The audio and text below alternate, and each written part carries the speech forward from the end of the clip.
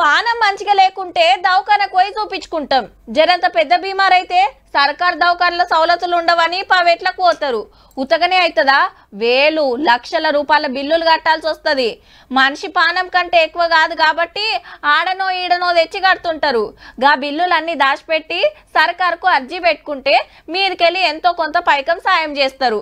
లెక్కకైతే జరగాల్సింది ఇదే, కానీ గిట్ల జరిగిందట. సీఎం రిలీఫ్ ఫండ్ అంటే దేవుని బలారం అయింది పో. అవు మళ్ళా ఇంట్లోండి కూడా దవాఖానల షరీక్ అయినట్టు బిల్లులు ఎత్తిర్రు పాత సర్కార్ల.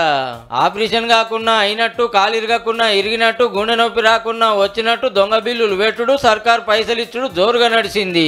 5 ఏళ్ల కిందట అసెంబ్లీ ఎలక్షన్ల ముంగట 100 నియోజకవర్గాల్లో 10-20 మంది కార్యకర్తలకు 5 లక్షలు 10 లక్షల చెక్కులు అందినాయట పుక్కట్లనే. ఎమ్మెల్యే గారు మంత్రి సారు సంతకం పెడితే ఖాతం. దవాఖానల బిల్లులు రిపోర్ట్లు ఇవేం లేకుండా రప్ప సంచనై టక్క పంచిర్రట చెక్కులు. 150కెళ్ళి 200 కోట్ల రూపాయలు మింగినట్టే మనోళ్ళ పంతనం ఎట్లున్నదో చూడుర్రిగా. పైసలు కట్టి ప్రైవేట్ దవాఖానలో షరీక్ అయిన వాళ్ళు తర్వాత దరఖాస్తు పెట్టుకుంటే కొంత సీఎం రిలీఫ్ ఫండ్ వస్తుంది. అది సుత మొత్తం ఇయ్యరు. ఏం ట్రీట్మెంట్ ఎంత బిల్ అనేది 1-2 మాటల చెకింగ్ చేసినాక చెక్ వస్తుంది మీదికెళ్ళి. ఏహే అంత మనోళ్ళే అని కావాల్సిన వాళ్ళకు లక్షలు ఇచ్చుకుర్రు అన్నట్టు అప్పట్లా. కొత్త గవర్నమెంట్ వచ్చినాక కాగితాలు మారేస్తే చక్కెర వచ్చినంత పని అయిందట. కాదా మరి ఆపదికో సంపదికో ఇవ్వాల్సిన పైకం ఉత్త పుణ్యానికి ఎత్తుకపోయిరి. ఏ నియోజకవర్గానికి ఎంత పోయిందో ఎంక్వైరీ చేపించే పనులు ఉన్నారు. ఇక ఇవేం దందాలు రా నాయన.